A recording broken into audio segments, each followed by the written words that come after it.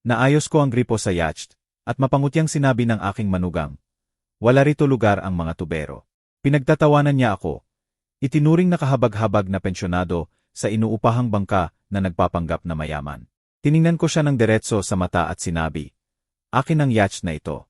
Walang halong ekspresyon ang kanilang reaksyon. Hindi ninyo mapaniwalaan kung ano ang ginawa ko pagkatapos. Bago tayo magpatuloy, mangyaring mag-subscribe sa channel at sabihin ninyo sa comment kung saan kayo nakikinig. Sumiklab ang mga tansong kabit sa sikat ng hapon na parang mga nakakalat na barya sa malinis na deck ng yacht. Nakatayo ako malapit sa barandilya ng katahimikan. Magkakamay sa likod, pinanonood ang pamilya ko habang papalapit sa pasilyang tulay. Ang Newport Marina ay nakabitin sa harap namin. Gubat ng mga palo na marahang umuugoy sa simoy ng mayo. Bumibilaan ang dibdib ko. 2 buwan ng pagpaplano ang humantong sa sandaling ito. Si Danilo ang unang sumakay. Matunog ang pagdama ng kanyang mamahaling sapatos na loafers sa teak na deck. Tumingin siya sa buong haba ng yacht, tinatanaw ang makintab na chrome, mga upuang bala sa ilalim ng kanopi, at sopistikadong kagamitan sa paglalayag na nagniningning sa pilot house. Mabilis siyang nawala ang panga bago bumalik ang pamilyar na ngisi. Aba, sabi niya habang hinahaplos ang malambot na balat ng pangunahing upuan. Paano mo napundohan ang lumulutang na palasyong ito, Ronaldo? Parang sampal sa akin ang mga salita. Hindi tatay. Hindi man lang Ron. Ronaldo. Lagi na lang Ronaldo. May partikular na tono na para bang nakakadiri ang pangalan ko. Sumunod si Lina. Mahigpit ang hawak sa kanyang designer handbag. Nervous siyang tumingin-tingin. Namumula ang pisngi. Tatay, sanay huwag mong sinayang ang buong ipon mo sa pagre-retiro dito. May pamilyar na tono ng kahihiyan ang boses niya na kinagisnang kong katakutan. Maganda po talaga, Ginoong Pascual. Malumanay na sabi ni Salom habang tumatango si Guillermo sa tabi niya habang sumasampa sa deck. Salamat sa pagimbita. Si Danilo ay ginalugad na agad. Hinahaplos ang control panel na parang sa kanya ito. Ang navigation system pa lang nito, mas mahal pa sa isang taong kita ng karaniwang tao. Diyos ko, Ronaldo, anong naisip mo? Tumawa siya pero walang kasiyahan. Nagpapanggap na miyembro ng yacht club sa edad mo. Sumikip ang dibdib ko. Ilang beses ko nang inensayo ang sandaling ito. Inaasam ang kagalakan ni Lina kapag ibinunyag ko ang sorpresa. Sa halip, pinanonood ko siyang kalikot ng strap ng bag. Iwas ang tingin sa akin. Akala ko maganda sa pamilya ang magkasama tayo saglit. Nasabi ko, matatag ang boses kahit may bagyong nag-uumpisa sa loob ko. Magkasama sa ano? Sa midlife crisis mo. Binuksan ni Danilo ang isang compartment. Sinilip na parang nag-i-inventory. Naintindihan ko naman. Gusto mong magmukhang matagumpay. Pero nakakahiya ito. Magkanong utang ang ginawa mo para sa pantasyang ito.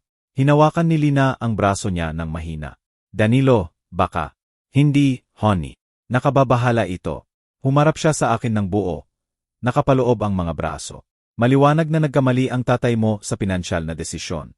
Dapat magkaroon tayo ng family meeting tungkol sa pamamahala ng ari-arian niya bago niya maubos lahat. Nakalutang ang mga salita sa maalat na hangin na parang lason. Pamamahala ng ari-arian na para bang isang mangmang na matanda akong nakapasok sa tindahan ng yacht na may credit card lang. Tinyak ng rental company na maayos ang lahat. Sabi ko ng maingat, panatag ang boses. Mapait ang lasa ng kasinungalingan, pero kailangan muna. Inuupahan. Umangat ang kilay ni Danilo. Aba, medyo hindi ganoon kabaliw. Kahit na medyo katawa-tawa pa rin para sa nakatira sa Social Security. Napakislot ang mga kamay ko sa likod. Social Security. 3 kumpanya ang itinayo ko mula wala. Naibenta sa halagang hindi niya maabot ng isip. Matalinong namuhunan sa loob ng mga dekada. Pero nakakhakis at polo shirt ako. Nakadesente lang na sedan. Nakatira pa rin sa maliit kong bahay. Para kay Danilo, iyon ang kahulugan ng mahirap. Bakit hindi ninyo galugarin ang ibabang deck? Suhestyon ko, kailangan ko ng espasyo para huminga. Maghanda ako ng merienda. Siege babe. Sabi ni Danilo kay Lina habang papunta na sa pasukan ng cabin. Tingnan natin kung magkano ang ginastos ng tatay mo sa maliit niyang bangka adventure.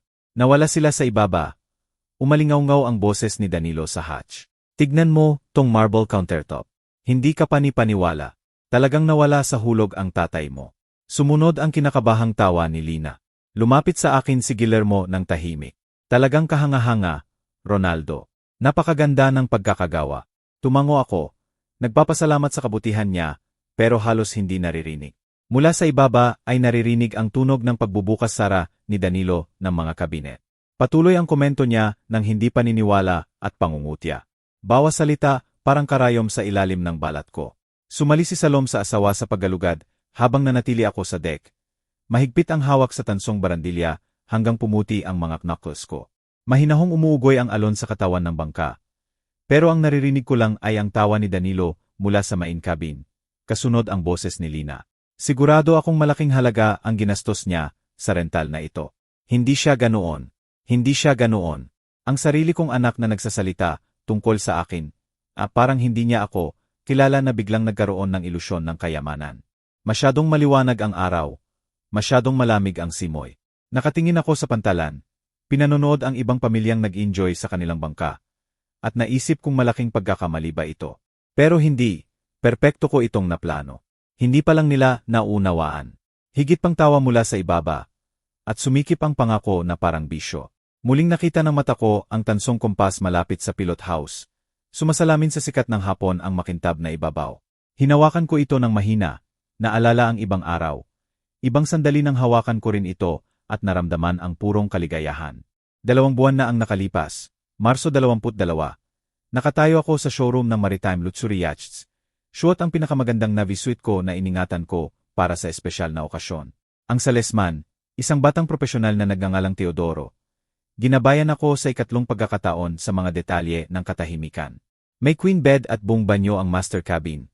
Paliwanag ni Teodoro. Profesional pero mainit ang boses. May twin bunks ang guest cabin na pwede gawing double. Perpekto sa family trip. Tumango ako. Inaabot ng isip ang magiging reaksyon ni Danilo at Lina kapag natuklasan nila ang sarili nilang private quarters. Ang yacht ay 42 talampakan ng purong fiberglass at chrome. Bawat ibabaw ay nagniningning sa ilalim ng ilaw ng showroom. Hinaplos ko ang parehong tansong kompas. Iniisip na turuan ang magiging mga apo sa paglalayag ayon sa mga bituin. At sigurado ka sa terms ng financing? Tanong ko, kahit na pagdesisyunan ko na. Nakalagay sa bulsa ko ang $20.8 milyong tsek. Mula sa account na hindi maisip ni Danilo na umiiral. Siyempre po, Ginoong Pascual, buong bayad ngayon ay immediate delivery pagkatapos ng safety inspection at registration. Ngumiti si Teodoro. Magugustuhan ng pamilya ninyo ang sorpresang ito. Pamilya ko. Linano ko ito mula noong kaawan ni Lina noong nakaang buwan nang banggitin niyang namimiss niya ang dating fishing trips namin. Sana makatakas tayo sa bangka kahit saan. Sabi niya. Pagod na pagod sa walang tigil na reklamo ni Danilo tungkol sa pera nila. Ito ang solusyon. Isang lumulutang na santuwaryo kung saan maibabalik natin ang relasyon namin palayo sa walang katapusang panglalait ni Danilo sa lahat sa paligid niya. Nag-research pa ako ng family-friendly routes sa tabing New England. Inaabot ng isip ang mga weekend kung saan muling matutuklasan ni Lina ang pagmamahal niya sa dagat. Gusto ko ring magdagdag ng personal touch, sabi ko kay Teodoro. Mga family picture sa main cabin. Baka mag-install ng sound system para sa musika habang kumakain. Siyempre, maayos natin sa interior design team namin. Pinirmahan ko ang mga papeles ng matatag ang kamay. Lumalaki ang excitement sa bawat lagda. Hindi lang ito pagbili ng yacht. Ito ay pamumuhunan sa paghilom. Galing sa life insurance ni Margarita ang pera. Pondo na inimpok ko para sa makabuluhang bagay. Ano pa ang mas makabuluhan kaysa maibalik ang anak ko? Ipinasa sa akin ni Teodoro ang mga susi. 2 maliit na piraso ng metal na kumakatawan sa buwan ng maingat na pagpaplano. Kukunin ninyo na ba ngayon? Sa susunod na buwan, sabi ko, gusto ko silang sorpresahin na ipakita muna bilang rental. Tapos ibubunyag ang totoo habang nasa biyahe tayo. Parang genius ang strategy noon. Hayaan munang ma-enjoy nila ang yacht nang walang pressure na malaman ang tunay na halaga. Tapos ibibigay kapag in love na sila rito.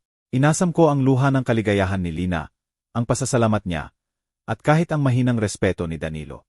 Habang nakatayo roon sa showroom hawak ang mga susi, mas hopeful ako kaysa sa maraming taon. Napaglingkuran ng simple kong pamumuhay ang layunin nito. Lahat ay mali ang pagkakakilala sa yaman ko. Magiging perpekto ang sorpresa. Magiging sobrang proud ang anak ninyo. Sabi ni Teodoro habang nakipagkamay. Proud.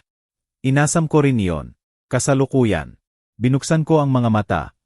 Nawala ang alaala na parang umagang hamog. Nakabitin pa rin ang pantalan sa harap ko. Hindi nagbago, pero iba na ang lahat. Naririnig ko pa rin ang boses ni Danilo sa ibaba, kahit malabo na dahil sa distansya at sa sahig.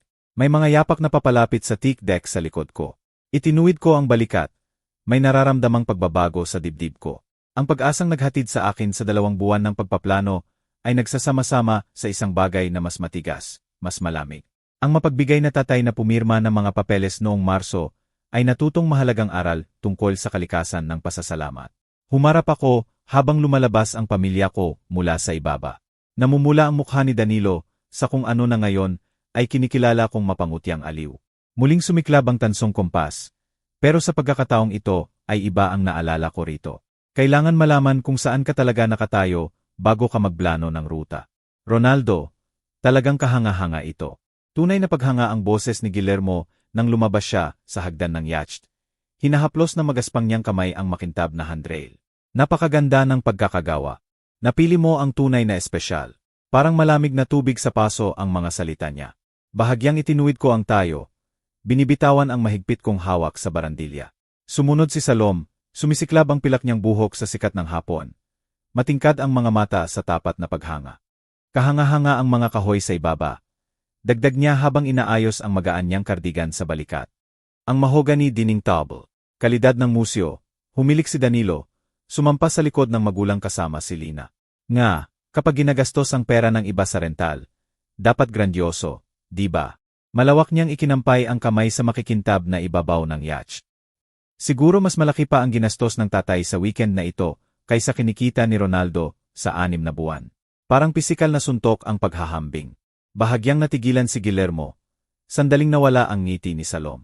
Naglabas si Lina ng kinagawian kong katakutang tawa. Matinis laban sa mahinang hampas ng alon. Danilo, tahimik na sabi ni Guillermo, pero lampas na sa kanila ang anak. Hinahaplos ang chrome fittings na parang binebenta. I mean, tignan mo tong sound system. Patuloy ni Danilo, hinahawakan ang mga buton sa entertainment console. Top of the line. Sigurado akong may extra charge ang rental company sa bawat feature. Magkano to, Ronaldo? 2,000 sa weekend. 3. Napakislot ang pangako. Hindi sasapat ang 3,000 sa buwan ng dock fees. Maganda, tatay, sabi ni Lina. Pero may pamilyar na tono ng pag-aalala at kahihiyan. Siguro sa susunod ay mas praktikal na lang. Mas praktikal, tulad ng mini-golf o chain restaurant. Isang bagay na angkop sa inaakala niyang kalagayan ng tatay niya.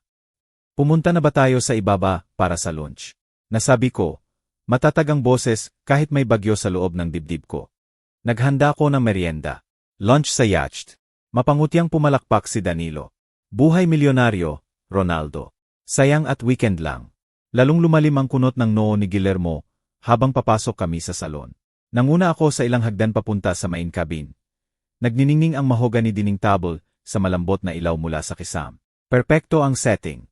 Bone china, crystal glasses, silver utensils na maingat na inayos. Lahat ng plinano ko para gawing espesyal ang sandaling ito. O MY, hingal ni Salom habang tinitingnan ang eleganteng table setting. Ronaldo, napakaganda. Ang dami mong effort. Wala namang effort, sagot ko habang inilalabas ang upuan para sa mga babae. Gracefully umupo si Salom habang kinakabahan si Lina sa gilid ng upuan. Nanatiling nakatayo si Danilo. Tinitingnan ang built-in bar na may halatang inggit. Buong stock din pala, premium brands. Binuhat niya ang bote ng aged scotch, tiningnan ang label. Ang bote lang nito siguro mas mahal pa sa buwan ng hulog ng kotse ng iba. Danilo, mas matigas na sabi ni Guillermo ngayon. Ano? Pinupuri ko lang ang magagandang bagay sa buhay. Matinis ang ngisi ni Danilo. Hindi lahat nakakapaglaro ng milyonaryo kahit weekend lang. Nakalutang ang mga salita na parang usok. Pinagkabisihan ni Salom ang napkin habang pinagmamasdan ni Guillermo ang anak ng may lumalaking pagkadismaya. Namumula si Lina, nahuli sa pagitan ng pagtatanggol sa asawa at paghingi ng tawad. Mechanically ko inisilbi ang pagkain. Grilled salmon, roasted vegetables, crisp white wine na mas mahal kaysa inaakala ni Danilo. Bawat plato inilagay ng maingat habang nagumpugang alaala ng yacht showroom. Nang nakakainganyong salita ni Teodoro, ng naive kong pag-asa na. Pagagalingin ng regalong ito ang lumalaking agwat sa pagitan ko at ng anak ko. Masarap ito, alok ni Guillermo. Malinaw na sinusubukang ibalik ang sibilisasyon. Palagi namang magaling magluto si tatay. Mahinang sabi ni Lina. Kapag may buong araw at wala nang ibang ginagawa, may saysay na hinayaan ni Danilo ang sinabi habang hinihiwa ang salmon. Maganda siguro ang retirement.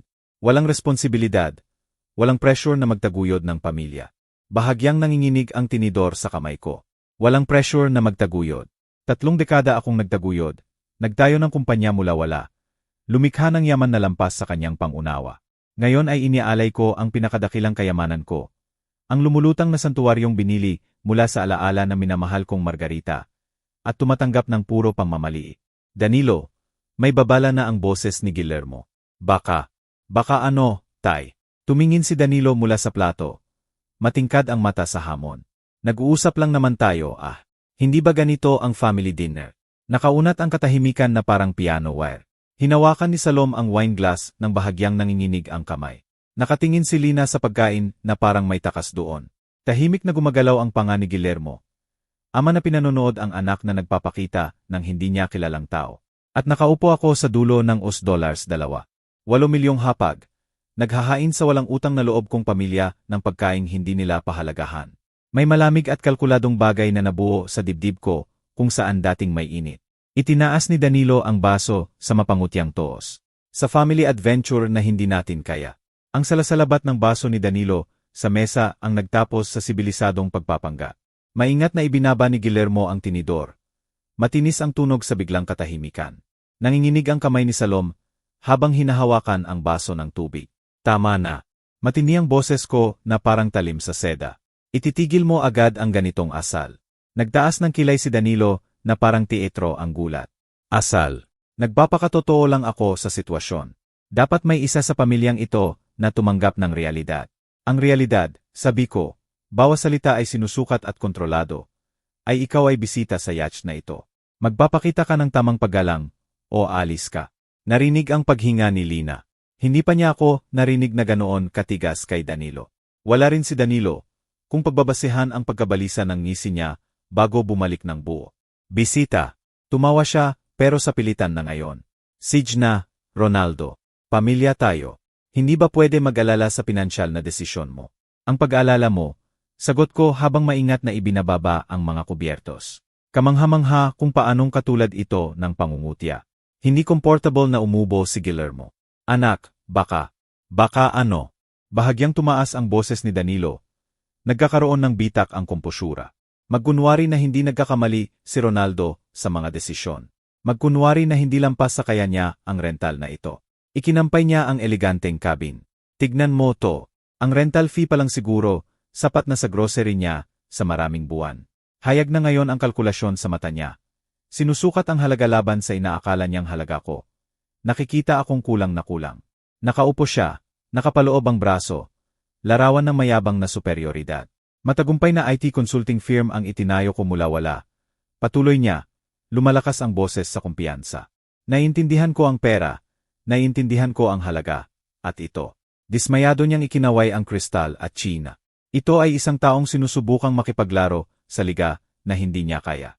Namutla si Salom. Pumuti ang knuckles ni Guillermo sa mahigpit na hawak sa napkin. Kahit sila nakita na nilampasan na ni Danilo ang linya na hindi na mababawi. Pero si Lina, ang sarili kong anak, bahagyang tumango. Maliit na galaw na halos hindi mahalata. Pero nakita ko, sumasang-ayon siya sa kanya. Pagkatapos ng lahat ng sakripisyo ko, lahat ng ibinigay ko, nakikita niya ako sa mata niya. Isang kahabag-habag na matanda na nagpapanggap na mayaman. Mas masakit iyon kaysa sa anumong insulto ni Danilo. Sa tingin ko, sabi ko, mahinang-mahinang ang boses. Dapat umalis ka na sa hapag na ito. Matinis na parang basag na salamin ang tawa ni Danilo. Alis sa inuupahang yacht. Bigla siyang tumayo. Kaluskos ang upuan sa sahig. Sige, alis na ako. Bigla ay parang masikip ang hangin dito. Nagdungo siya sa hagdan papuntang deck. Huminto sa may pintuan. Huwag mag-alala sa pagligpit, Ronaldo. Sigurado akong may tao ang rental company para diyan. Ayaw ko namang mapano ka. Matunog ang yapak niya sa deck sa itaas. Sinasadya, inaangkin ang espasyong hindi sa kanya. Tahimik ang salon. Maliban sa mahinang kaluskos ng yacht sa mooring nito. Si Guillermo ang unang nagsalita. Makapal ang boses sa kahihiyan. Ronaldo, humihingi ako ng tawad. Lubos na hindi katanggap-tanggap iyon. Hindi maipaliwanag, dagdag ni Salom. Matingkad ang mata sa di pa umaagos na luha. Hindi ko alam kung ano ang pumasok sa kanya. Walang imik si Lina. Nakatitig sa hindi pa nagagalaw na salmon na parang may sikreto iyon ng universo. Nang tumingin siya sa wakas, nagtatanggol ang mata. Protective lang siya sa pera ng pamilya. Mahinang sabi niya. Nag-uusap kami tungkol sa pagbili ng bahay at masikip ang budget at makita ito. Walang silbi niyang ikinampay ang cabin. Mahirap intindihin ang priority. Ang priority ko ay lumikha ng alaala, regalo, tulay pabalik sa anak na nawawala sa akin. Ang priority niya ay panatilihin ang komportableng ilusyon ng asawa niya sa kanyang superioridad. Dahan-dahan akong tumayo, maingat na tinatipon ang mga plato, kahit may lindol sa loob ng dibdib ko. Siyempre, naiintindihan ko, pero mas naiintindihan ko kaysa inaakala niya. Naiintindihan ko na naive ang mapagbigay kong puso ng ama, na hindi sapat ang pag-ibig para madaig ang pamamaliit, na hindi mabibili ng regalo ang paggalang. Naiintindihan ko rin na nagkamali ng malaki si Danilo sa buhay niya. Mula sa itaas ay naririnig ang tunog ng pagbubukas-sara ng kabinet. Si Danilo na ginalugad ang mga lugar na wala siyang karapatang galugarin. Ginagawa niyang tahanan ang inaakala niyang sa iba. Nakakatawa sana ang irony kung hindi nakakainis. Lilinisin ko na lang, sabi ko habang maingat na isinasalansan ang mga plato. Mag-enjoy kayo ng hangin sa deck. Habang lumalabas sila, iniwan akong mag-isa sa mga labi na maingat kong plinano na pagkain. Pinayagan ko ang sarili ko ng isang saglit ng purong galit. Tapos nagsimulang maglano. Gusto ni Danilo na maglaro sa taong inaakala niyang mas mababa sa kanya. Malapit na niyang malaman kung gaano siya nagkamali. Ang tunog ng yapak ni Danilo ay lumayo sa deck sa itaas. Bawat hakbang ay sinasadya at mabigat sa nasaktang pride. Patuloy akong nagsalansan ng plato ng mekanikal. Pero mabilis ang isip ko. Ang tingin sa mata niya nang tumayo siya sa mesa. Nakita ko na iyan noon sa boardroom kapag napagtanto na mas mahihinang kalaban na nalampasan sila. Dapat ko sigurong sundan siya. Mahinang sabi ni Lina, kalahating tumayo sa upuan. Hayaan mong mag-cool off. Payo ni Guillermo, mabigat ang boses sa pagkadismaya ng ama. Kailangan niyang isipin ang asal niya. Hinawakan ni Salom ang kamay ko sa ibabaw ng mesa. Ronaldo, pasensya na talaga. Hindi ko alam kung ano ang pumasok sa kanya ni Tlateli. Pero alam ko na hindi matiis ni Danilo ang pagtutuwid, lalo na sa harap ng magulang niya. Ang mga lalaki katulad niya ay hindi tumatanggap ng hangganan. Sinusubukan nila, itinutulak, humanap ng paraan. Sa itaas, tumigil ang yapak niya. Tapos narinig ang mahinang pagbukas-sara ng pinto. Siguro ang guest had, o ginalugad ang mga lugar na wala siyang negosyo. May pressure siya sa trabaho, mahinang alok ni Lina.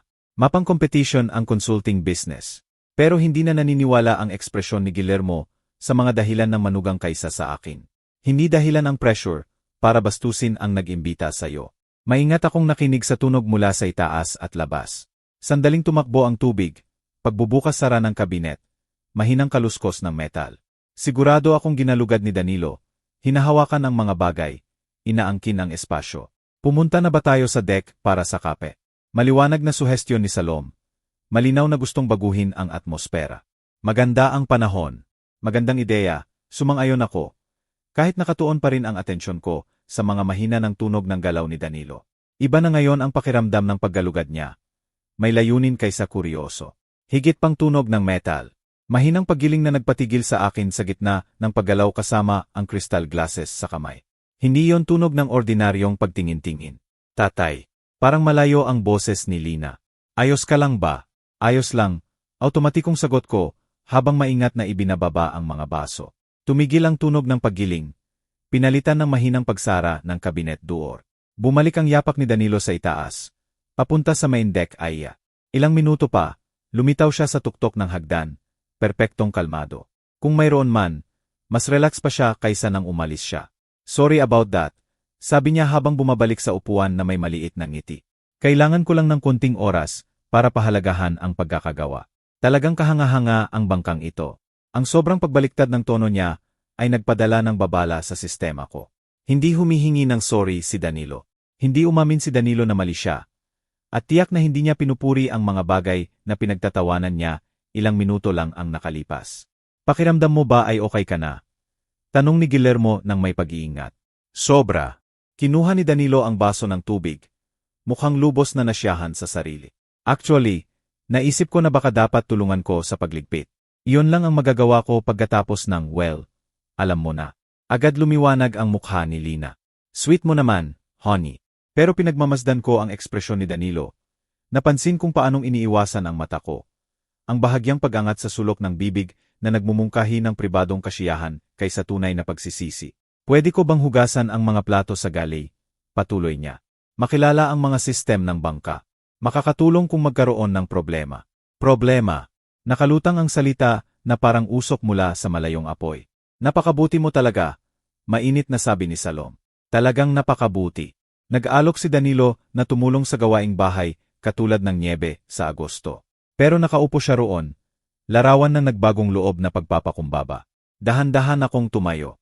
Bawat instinct sumisigaw na may mali. Bakit hindi muna tayo lahat sa deck?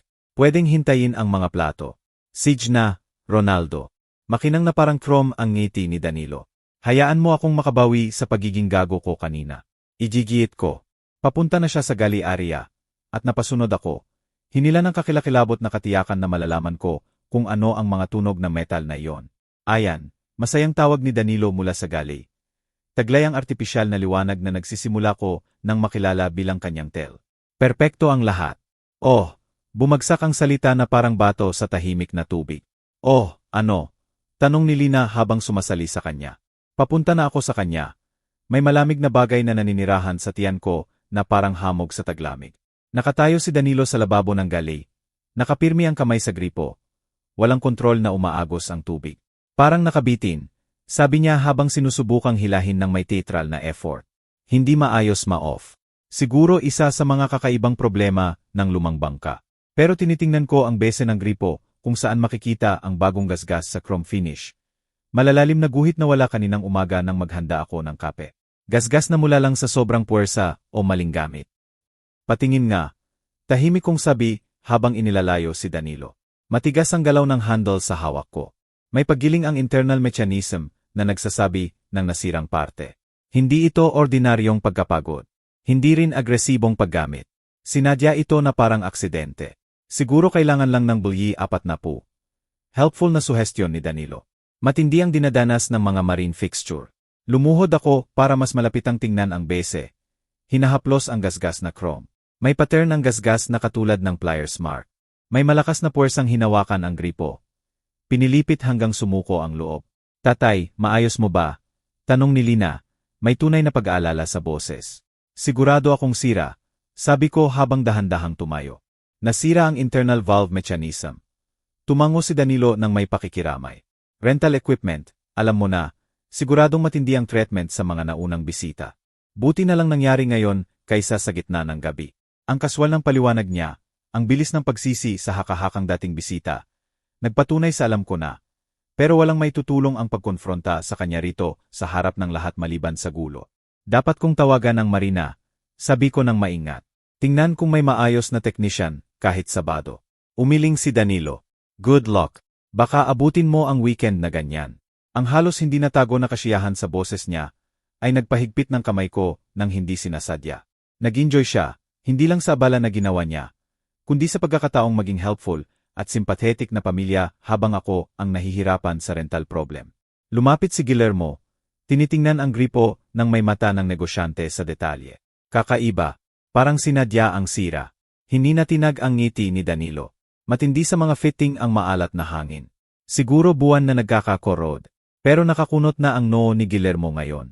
Dahil sa background niya sa engineering, nakita niya ang inaasam ni Danilong itago. Ronaldo, parang tool marks ito. Tignan mo ang mga guhit dito. Mabilis na suhestyon ni Danilo. Pwede rin sa dating pagkukumpuni. Alam mo naman, may sumubok mag-ayos mag-isa, lalo pang nasira. Dumating ng maayos at natural ang kasinungalingan na halos hinangaan ko ang tapang. Tumataya si Danilo na mas paniniwalaan ang salita niya bilang pamilya kaysa ebidensya, na walang maniniwalang. Sinadya niyang sirain ang ari-arian nang nag-imbita sa kanya. Kailangan kong tingnan ang maintenance manual ng bangka. Sabi ko sa wakas.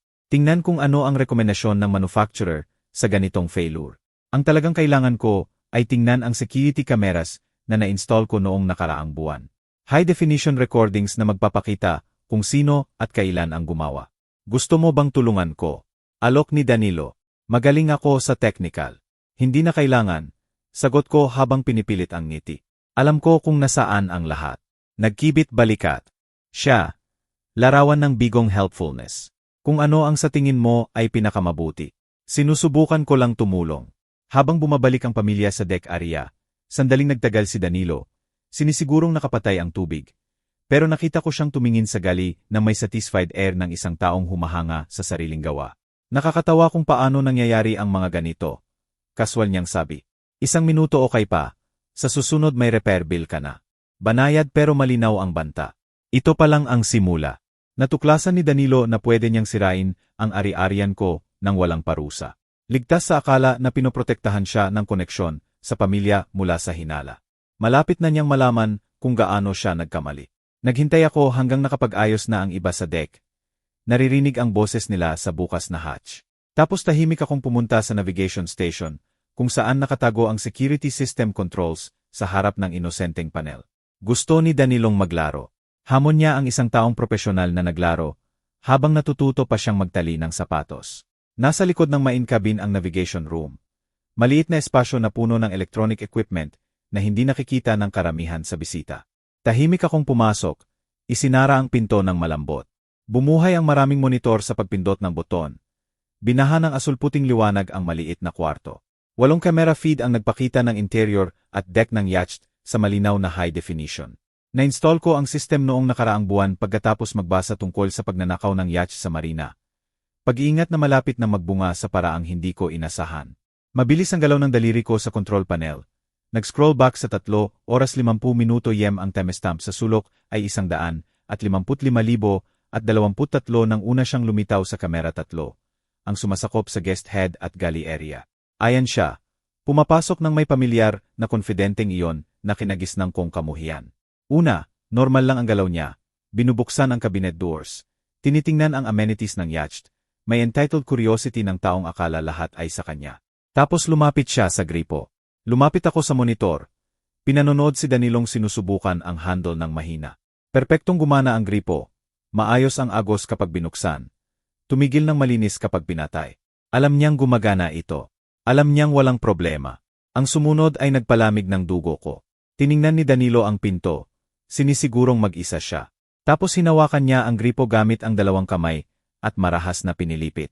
Hindi banayad na galaw sa ordinaryong paggamit, kundi marahas na pag-wrench na bahagyang umuga ang kamera sa vibration. Timestamp 155,241. Ginawa niya ulit. Ngayon ay nakatukod ang paa sa kabinet para sa leverage. Malinaw ko nang nakita ang mukha niya.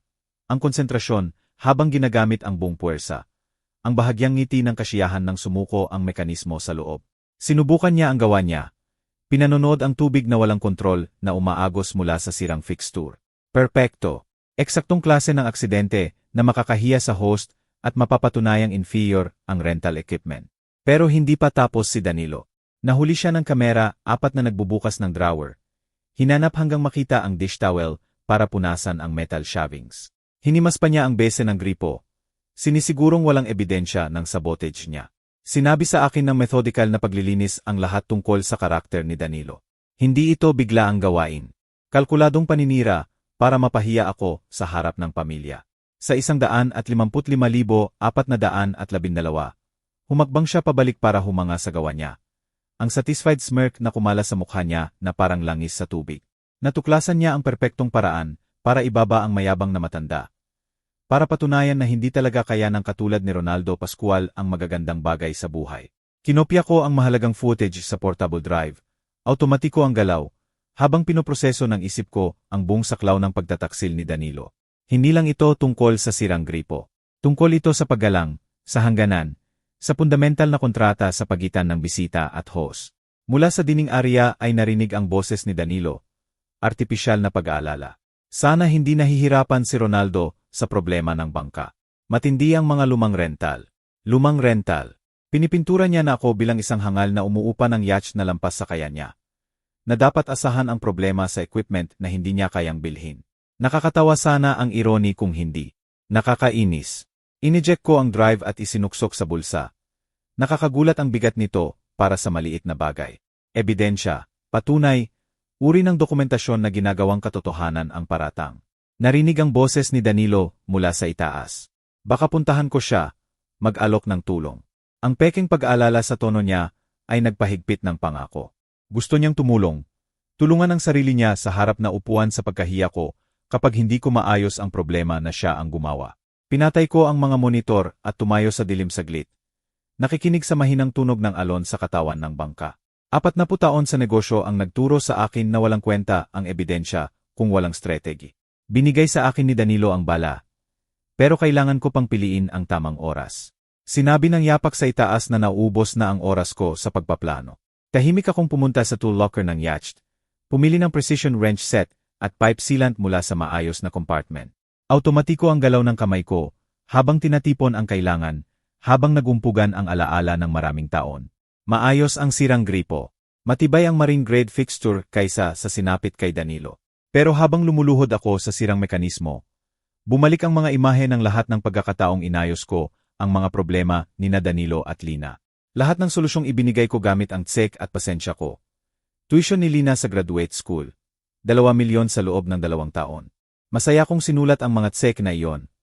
Proud sa ambisyon ng anak ko sa MBA. Nagkasalamat noon si Danilo. O kahit pa nagkunwaring nagpasalamat ng convincing. Kamangha-mangha ka talaga, Ginoong Pascual. Sabi niya, gamit ang formal na tawag na ngayon ay parang distansya kaysa paggalang. Kasal nila, 1.25 milyon ang kontribusyon. Masakit pa rin ang alaala habang ginagalaw ko ang wrench sa bese ng gripo. Iginiit kong ako ang magbayad sa bulaklak, photographer, upgraded reception venue. Gusto ng bawat ama na perpekto ang kasal ng anak. Sinabi ko sa larawan ni Margarita noon ng gabi. Sana'y nakita niya si Lina sa damit niya. First payment sa bahay nila, 3 milyon. 2 taon pa lang ang nakalipas ng magka-cash flow issue ang business ni Danilo. Nakaupo siya sa simple kong kusina. Ipinapaliwanag kung paano makakatulong ang mas malaking down payment sa mas magandang terms. Totoo ang pagpapakumbaba niya noon. Sagana ang pasasalamat. Ibig sabihin nito ang lahat sa amin, Ronaldo. Pangako. Hindi mo pagsisihan ang pagtulong sa amin sa kinabukasan namin. Nahati sa kamay ko ang sirang fixture. Inilantad ang sinadyang sira ni Danilo. Baluktot na metal kung saan dapat ay smooth curves. Pinilit na threads na hindi na makakagalaw ng maayos. Tulad siguro ng relasyon namin. Emergency car repair, 250,000. Medical bills ni Lina, 160,000. Bagong ref nang masira ang kanila. Isa tandang bawas 800 Christmas gift. Birthday surprise, anniversary dinner na iginiit kong ako ang magbayad. Tuloy-tuloy ang listahan. 1 dekada ng pagiging generous na malamang ay binili lang ng pangmamaliit. Bawat kabutihang ginawa ay sinagot ng practiced appreciation ni Danilo. Pangako na hindi niya malilimutan ang suporta ko. Ngayon naman, lumuluhod ako sa sahig ng sarili kong yacht. Inaayos ang sinira niya sa galit. Mula sa itaas ay narinig ang boses ni Danilo. Mas malakas na ngayon. Puntahan natin si Ronaldo. Matagal na siya roon. Malabo ang sagot ni Lina, pero may pag-aalala. Baka mas komplikado ang repair kaysa inakala niya. Mas komplikado ang lahat kaysa inaakala. Ang yacht na akala nila inuupahan. Ang yaman na inaakala nilang wala ako. Ang taong inaakala nilang mas mababa sa kanila. Maayos kong na-thread ang bagong gasket. Tumpak ang galaw kahit may galit na dumadaloy sa ugat ko. Hindi lang ito tungkol sa pera. Kahit nakakagulat ang kabuuang halaga kapag tinotal ko. Halos 7 milyon ang direktang tulong sa mga taon. Hindi pa kasama ang maliliit na gesture, dinner, regalo. Tungkol ito sa paggalang, sa fundamental na inaasahan na ang kabutihan ay sasagutin ng kabutihan. Na ang generosity ay magbubunga ng pasasalamat kaysa entitlement. Papalapit na ang yapak ni Danilo sa hagdan. Pupuntahan ko kung kailangan ba niya ng tulong. Naisalansan ko na pabalik ang mekanismo ng gripo nang may satisfying click. Maayos na ang agos ng tubig nang sinubukan ko. Mas maayos pa kaysa dati, actually. Minsan pinipilit ka ng sira na magtayo ng mas matibay. Ronaldo. Taglay ng boses ni Danilo ang peking helpful concern. Okay lang ba diyan sa baba? Dahan-dahan akong tumayo. Pinupunasan ang kamay sa malinis na basahan habang kinakalkula ang susunod na galaw. Akala ni Danilo nanalo siya ng maliit na tagumpay sa pagsira ng ari-arian ko. Wala siyang ideya na nagumpisa lang siya ng giyera na lubos siyang hindi handa. Ang lalaking papalapit na mag-alok ng tulong ay hindi pa nagtatayo ng negosyo mula wala. Hindi pa nakipagnegosasyon ng milyon-milyong dial o nalampasan ang mga karibal na sumubok sirain siya. Hindi pa natuto na sa tunay na laban. Ang may kontrol sa impormasyon ang may kontrol sa resulta.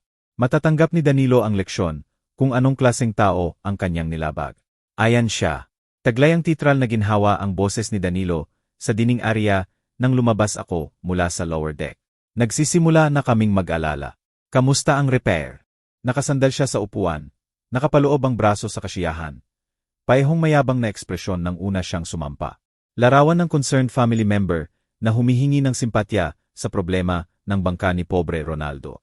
Binibigyan ka ba ng sakit ng ulo ng lumang equipment? Patuloy niya ng may peking simpatya. Kani-kanina lang sinasabi ko sa lahat kung paanong tinatipid ng rental company ang maintenance. Siguro ilang taon nang hindi na service ang gripo na iyan. Inilagay ko ang tablet ko sa dining table ng si Nadia. Pinanonood ang mukha ni Danilo habang inilalabas ang upuan. Actually, Danilo, may itatanong ako sa iyo tungkol sa gripo na iyan. Ako. Nagdaas ng kilay si Danilo ng teatral ang inosente. Hindi ako tubero, Ronaldo. Kahit napansin kong ang mukhang kalawang na ang fixture nang maghugas ako ng kamay kanina. Nakakabang hindi komportable si Lina sa upuan niya. Tatay, sinusubukan lang tumulong ni Danilo. Sabi niya parang mababa ang water pressure. Iyon ba ang sinabi niya? Panatag ang boses ko. Nakapako ang mata sa mukha ni Danilo dahil kuryoso ako kung ano talaga ang nangyari nang mag-isa ka roon. Hindi na tinag ang ngiti ni Danilo pero may kumislap sa likod ng mata niya. Isang segundong kalkulasyon bago bumalik ang performance. Tulad ng sinabi ko, ginamit ko lang ang banyo. Napansin ko na may problema ang gripo. Pero akala ko gusto mong ikaw ang mag-ayos. Umubo si Guillermo nang hindi comfortable. Ronaldo, baka dapat tayong tumutok sa pagtawag ng repair technician. Danilo, tahimik kong putol. Bakit mo sinadyang sirain ang gripo? Bumagsak ang mga salita sa usapan na parang bato sa tahimik na tubig. Huli na ang tawa ni Danilo, masyadong malakas. Sirain. Ronaldo, anong pinagsasabi mo? Hindi ko sinira ang anoman. Tatay, may babala ang tono ni Lina. Seryosong paratang iyan.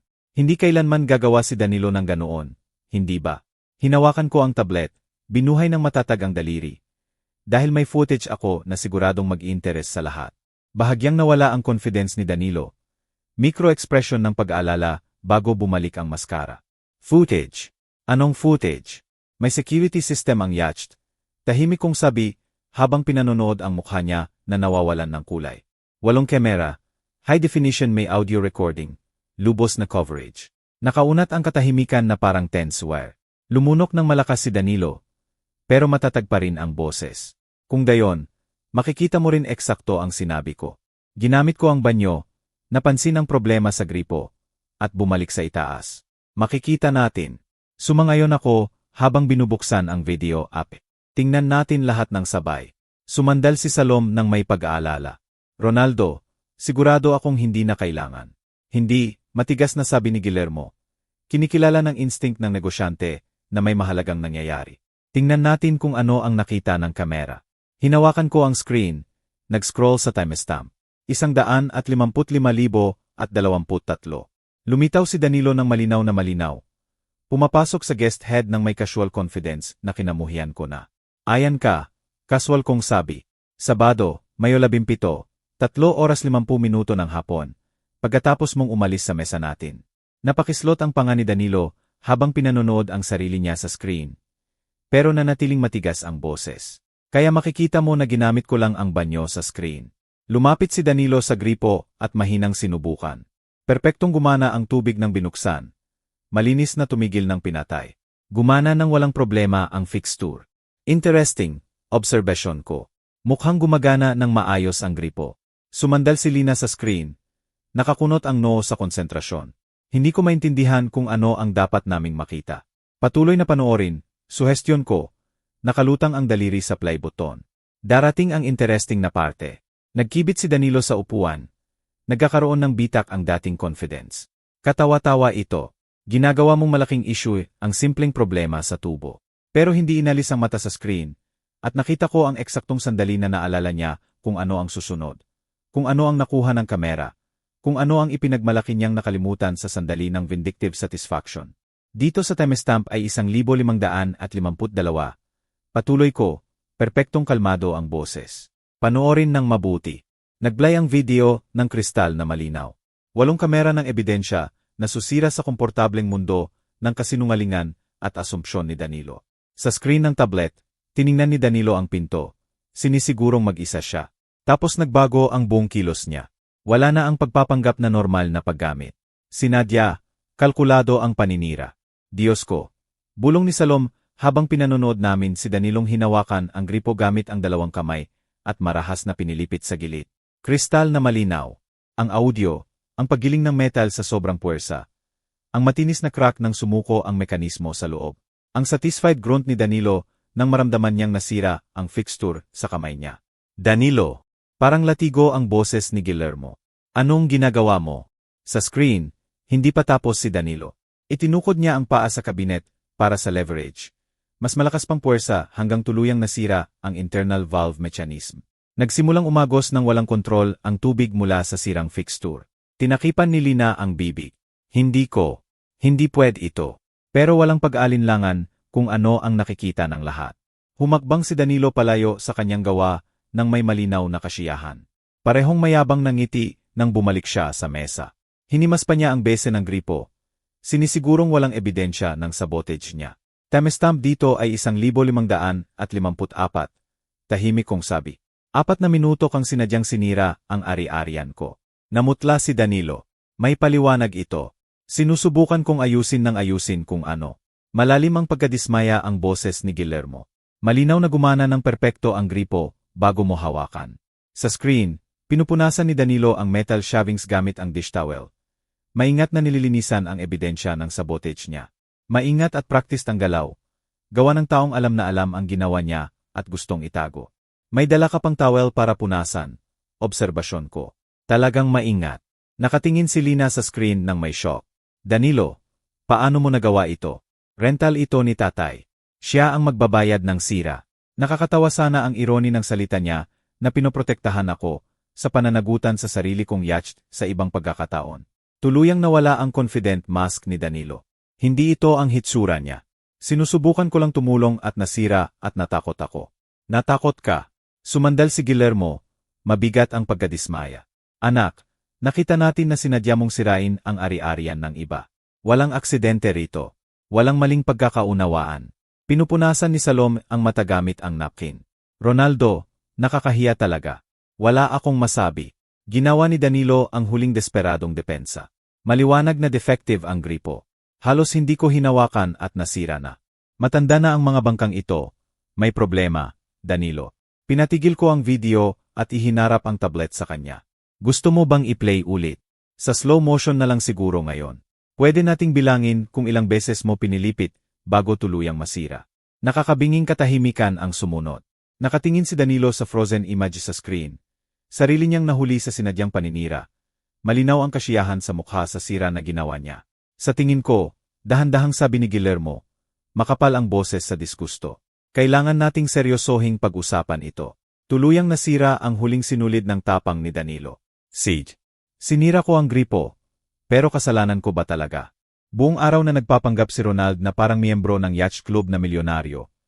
Naghahagis ng pera sa rental na hindi niya kaya. Sinusubukan kaming ibaba. Nakalutang ang pag-amin na parang lason na usok. Kahit si Danilo ay nagulat na nailabas niya sa wakas. Nakatingin si Lina sa asawa na parang hindi niya ito kilala noon. Sinadya mo talaga ito. Para saktan si tatay. Para turuan siya ng leksyon tungkol sa pamumuhay sa kanyang kaya. Mabilis ang sagot ni Danilo. Sa wakas ay lumabas ang tunay niyang kulay ng walang diskis. Tungkol sa hindi pagpapanggap na iba siya sa tunay niya. Ang perpektong pagbubukas. Isinara ko ang tablet at ngumiti sa unang pagkakataon sa buong araw. Well, Danilo, tahimik kong sabi, tungkol naman sa pagpapanggap na iba sa tunay. Siguro oras na nating pag-usapan kung ano talaga ang hindi mo alam sa sitwasyong ito. Nanginginig ang kamay ni Danilo habang sumandal sa upuan. Sinusubukang iligtas ang natitira niyang dignidad. Tignan mo, Ronaldo, siguro medyo nag-overboard ako. Pero minor repair lang ito sa rental boat. Nangyayari ang mga ganito. Minor repair lang. Sa rental boat, nakalutang ang mga salita na parang amoy ng asupre pagkatapos ng kidlat. Tama ka. Tahimik kong sabi habang maingat na pinanonood ang mukha niya. Tungkol ito sa pag-unawa kung anong klaseng tao ang nagsisira ng ari-arian ng iba para sa saya. Nagsisira. Bahagyang pumutok ang boses ni Danilo. Malayang salita iyan. Naiinis lang ako. Siguro medyo malakas ang puwersa ko. Pero panatilihin natin sa perspektibo. Weekend rental lang ito. Hindi komportable ang pagkakagalaw ni Guillermo sa upuan niya. Anak, nakita natin lahat ang video. Walang dahilan tatay, pakiusap. Lalong nawawala ang maskara ni Danilo sa bawat salita. Nagkamali ako, okay. Pero para bang sinunog ko ang bahay niya. Rental yacht lang naman. Sasagutin ng insurance. Sigurado akong isinusulat ng mayaman na may-ari sa business expense niya anyway. Mayaman na katulad ng may-ari. Perpekto ang irony na parang isinulat. Paulit-ulit mong binabanggit na rental ito. Obserbasyon ko, habang maingat na inilalagay ang tablet sa gilid. Mukhang sobrang concerned ka sa financial implications sa may-ari. Naman, bahagyang tumuwid si Danilo. Nararamdamang may pagkakataon na mabawi ang moral high ground. I mean, malinaw na lampas sa budget mo ito, Ronaldo. Ang buong yacht club fantasy mo, hindi sustainable. Isang katulad mo na sinusubok maglaro ng milyonaryo kahit weekend lang. Nakakalungkot. Nakikita kong napangiwi si Lina. Danilo, please huwag. Isang katulad ko, ulit ko ng mahina. Tignan mo, walang personalan. Pero maging realistic tayo. Nag-iinit na si Danilo sa tema niya. Bumabalik ang pamilyar na arrogance sa boses. Retired ka ano? Tubero. Karpintero na nakatira sa Social Security na sinusubok kaming impress sa bangka na hindi mo kaya. Nakakahiya. Napasinghap si Salom. Namula si Guillermo sa kahihiyan. Pero hindi pa tapos si Danilo. Ang mga katulad mo ay hindi bagay sa yacht na ganito. Sa mangingisda ka bagay. Siguro pontuon kung mag-ipon ka. Ito ikinampay niya ang eleganteng cabin. Para ito sa mga tunay na naghirap para dito. Absolute ang katahimikan na sumunod. Parang tumigil kahit ang mahinang hampas ng alon sa katawan ng bangka. Naghihintay sa susunod. Dahan-dahan akong tumayo, matatag ang kamay, kalmado ang boses na parang umagang hamog. Danilo, sabi ko. Akin ang yacht na ito. Bumagsak ang mga salita na parang mga anchor sa tahimik na tubig. Bumuka ang bibig ni Danilo. Sumara, bumuka ulit ng walang tunog. Tinakipan ni Lina ang dibdib. Parang tinamaan ng kidlat si Guillermo. Anong akin? Bulong na lang ang boses ni Danilo. Akin ang yacht, malinaw kong ulit. Binili ko noong Marso sa halagang 100 at 40 milyon na cash. Mabilis na nawala ang kulay sa mukha ni Danilo na akala ko ay mahihimatay. Hindi possible yan. Nakarehistro sa pangalan ko ang katahimikan sa Coast Guard. Nasa marina ang credit card ko para sa buwan ng slip fee. Nakalista ko bilang sole owner sa insurance policy. Pinayagan kong manatili ang bawat katotohanan bago magpatuloy. Binili ko ito bilang regalo. Una si Lina ang nakaunawa. Regalo para kanino? Direktang tumingin ako kay Danilo. Pinanonood ang pagsikat ng pagkaunawa sa mata niya na parang araw sa sementeryo. Para sa iyo at sa asawa mo, simpleng sabi ko. Linano kong sorpresahin kayo ngayon. Ipinakita muna bilang rental. Tapos ibubunyag na sa inyo na ito. Parang higbi at hingal ang tunog na ginawa ni Lina. Tuluyang namutla si Danilo. Walang imik ang bibig. 140 milyon. Dahan-dahang sabi ni Guillermo. Makapal ang boses sa paparating na horror. Ibibigay mo sa kanila ang 140 milyong yacht. Dagdag ko ng kaswal. Kasama ang iba pang 7 milyon na direktang tulong sa mga taon. Graduate school, kasal, down payment sa bahay, iba pang emergency. Maingat akong nagtala. Nahanap ni Danilo ang boses niya. Hindi namin, wala kaming alam. Sumang-ayon ako. Wala kayong alam na ang tuberong pinagtatawanan ninyo, buong hapon, ay nagpaplano na gawing milyonaryo kayo. Nakalutang ang irony sa cabin na parang hamog. Ginugol ni Danilo ang buong araw sa pagsira at pangungutya sa mismong taong naglanong gawin siyang milyonaryo. Ronaldo, bulong ni Salom, nagsisimula ng tumulo ang luha sa mata niya. Sobrang pasensya namin. Pero nakatingin pa rin ako kay Danilo. Pinanonood siyang pinoproseso ang buong laki ng nawala sa kanya dahil sa arrogance niya. Noon, maingat kong itinama. Noon pa plinano na ibigay sa inyo ang yacht. Nagdaan ang mukha ni Danilo sa iba't ibang emosyon. Shock, hindi paniniwala, kalkulasyon, at sa wakas desperadong panik nang tumama ang buong implikasyon. Teka, sabi niya habang sumandal sa upuan. Noon pa plinano sabi mo. Ibig sabihin pwede pa nating ayusin ito ngayon na alam ko na ang sitwasyon.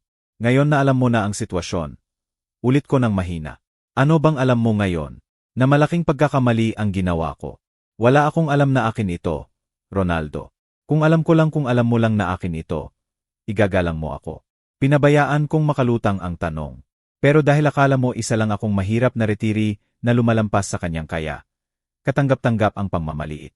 Bumukasara ang bibig ni Danilo na parang isda na hinahabol ang hangin.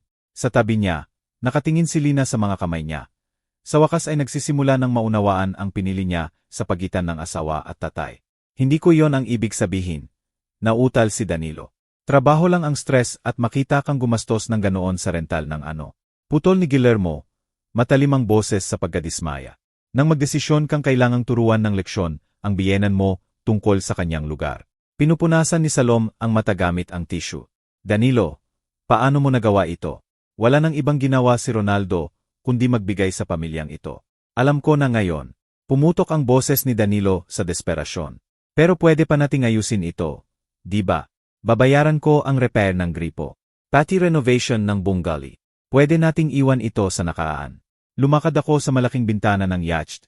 Tumingin sa mapayapang pantalan kung saan nag-enjoy ang ibang pamilya sa kanilang bangka nang walang sabotage o pangmamali.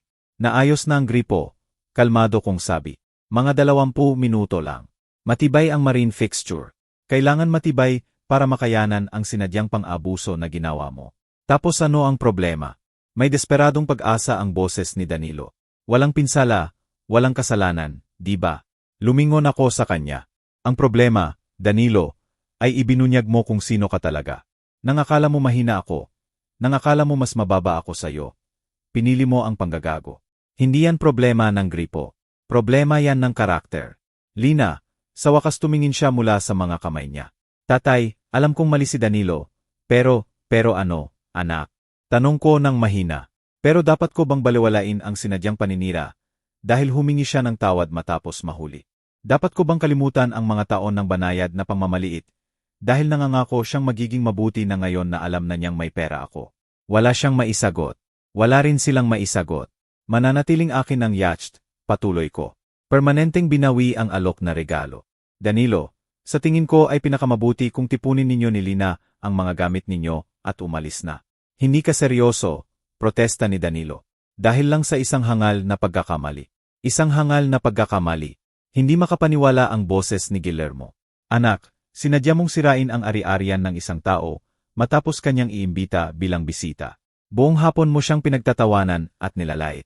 Kahit ngayon, mas nababahala ka pa sa pagkawala ng regalo na hindi mo pa alam na para sa'yo kaysa sa sakit na idinulot mo. Tumingin si Danilo sa paligid ng mesa. Naghahanap ng suporta na wala roon. Kahit si Lina ay hindi na siya matingnan sa mata. Sige, sabi niya sa wakas, biglang tumayo. Halika na, Lina. Umuwi na tayo.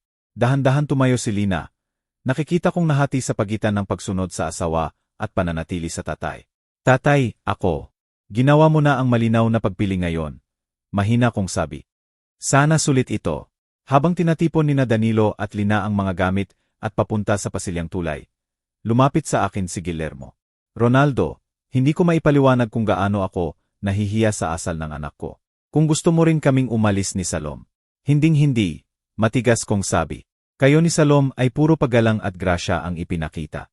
Manatili kayo. Ipagpatuloy natin ang magandang hapon na ito gaya ng nararapat. Sa bintana, pinanonood ko sina Danilo at Lina na naglalakad sa pantalan papunta sa parking. Galit na galit si Danilong nagkukumahaw habang tahimik na nakasunod si Lina. Maliit ang hitsura nila sa harap ng malawak na pantalan. Nabawasan ng sarili nilang pagpili. Sumali si Salom kay Guillermo at sa akin sa bintana. Sa tingin mo ba ay magiging ayos sila? Makakabangon si Danilo, sabi ko. Laging nakakabangon ang mga katulad niya.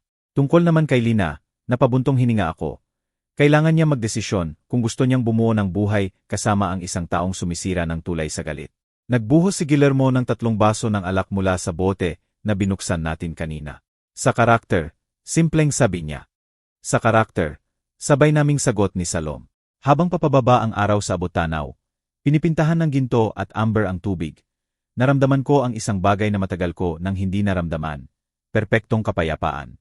Naisilbi ang hustisya, hindi sa pamamagitan ng paghihiganti, kundi sa natural na kahihinatnan. Sinira ni Danilo ang sarili niyang managamit ang sarili niyang mga kamay. Katulad ng pagsira niya sa gripo na iyon. Muling sumiklab ang tansong kompas sa sikat ng hapon. Palaging nakaturo sa tunay na hilaga. Kung gusto ninyo ang kwentong ito, pakilike ang video, mag-subscribe sa channel, at ibahagi ninyo sa comment ang inyong opinyon tungkol sa kwentong ito.